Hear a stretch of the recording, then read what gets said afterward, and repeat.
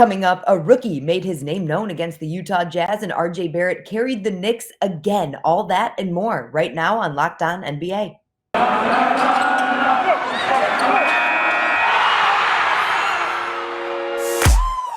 The biggest games, the best performances, expert analysis. You are Locked On Now. What's going on, everybody? You are listening to Locked On Now NBA, local experts with the biggest stories on the hardwood. I'm your host, Daniella Bruce, and thank you for making Locked On Now your first listen every weekday. Our Locked On NBA hosts are here to help break down everything from Monday night in basketball, and we'll start with the Detroit Pistons, who shocked the Utah Jazz last night as the #1 pick went off in our biggest game. The biggest game. The #1 pick in last year's NBA draft had the best night of his young NBA career on Monday. Cade Cunningham and the Detroit Pistons hosted the Utah Jazz on Monday, and Cade Cunningham scored a career-high 29 points, which Locked On Pistons tells you more about. What a great win by your Detroit Pistons, man. Host of the Locked On Pistons podcast, Kukayil here. The Pistons were once down by 22 points tonight against the Utah Jazz, but they end up pulling out the win 126-116 at home against the Utah Jazz. They did not have Rudy Gobert, but in the first half, Hassan Whiteside was really dominating the Detroit Pistons. He ended up with 21 points and 14 rebounds. However, in the second half, Rex Kalamian, who filled in for Dwayne Casey, who was dealing with COVID right now, so we pray for him, but he gets his first win, made a great adjustment in the second half that we'll talk about in tomorrow's episode of the Locked On Pistons podcast. But outside of that, Cade Cunningham, special, man. Special, had an 18-point third quarter, 29, 8 assists. Saddiq Bey also ended the game with 29 points. Both of those guys had great games. Tremendous game to watch. Great win by the Detroit Pistons. Overall, great game from the entire squad. We'll talk about all of it on tomorrow's episode of the Locked On Pistons podcast. The Boston Celtics beat the Indiana Pacers last night 101-98, and both our Locked On Celtics and Pacers hosts call this one a sloppy game filled with turnovers and missed shots. They're both in to tell you more about the ugly results in Boston. Hey there, John Corrales here from the Locked On Celtics podcast after the Boston Celtics win 101-98 in overtime, beating the Indiana Pacers in a gross, disgusting mess of a game that we should not have been subjected to. It was a disservice to the actual game of basketball. Yet, hey, the Celtics still managed to pull it off. They will take wins wherever they can get it.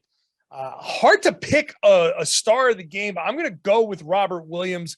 14 points, 12 rebounds, 4 steals, 3 blocks. I mean, he was the guy that bailed the Celtics out time and time and time again. The Celtics did not go back to their old ball movement. 17 assists in overtime is very low, not where they should be.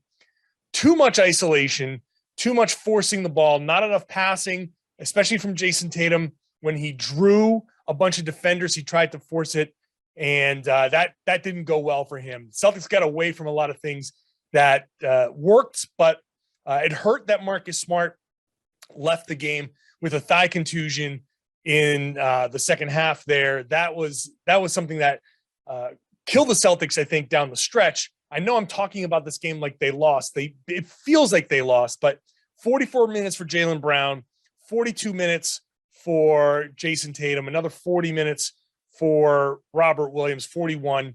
That's not where you want to see these guys. So this was a win, but there are still questions coming out of this win. I know the Celtics will take it. It's 2 in a row, and they'll be happy to add a win to that column. They need wins however they can get them, but there's nothing really redeeming coming out of this win. There's nothing that makes you feel better. There's nothing that you can hang your hat on, other than maybe you can say defensively they held the Pacers to 98 points, but I feel like the Pacers were complicit in that, missing a lot of makeable shots. So these two teams will do it again in a couple of days, and hopefully for all of our sake, it's a better one.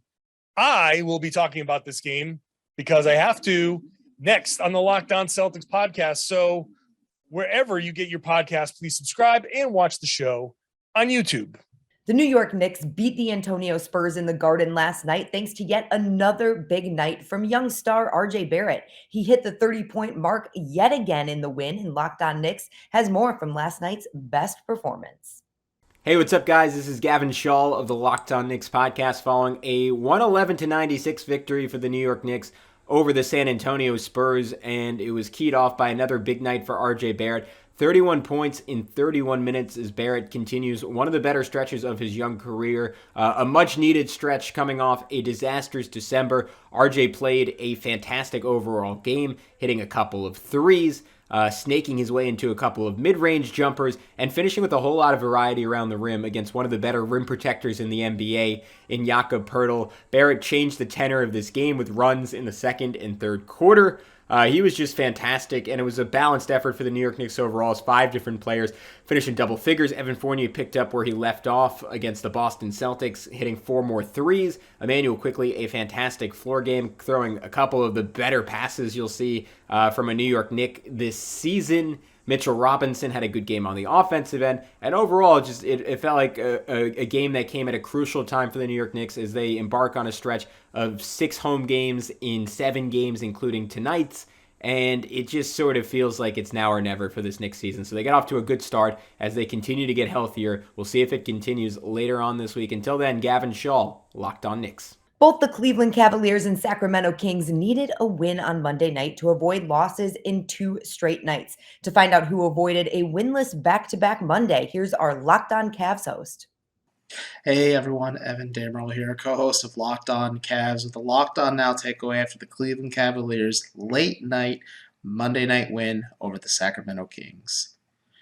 Cavs star guard Darius Garland hurt his back late in Sunday's loss to the Golden State Warriors, and JB Bickerstaff shared post-game that Garland is dealing with some back soreness still, and it was bothering him down the stretch, but he was able to get it out.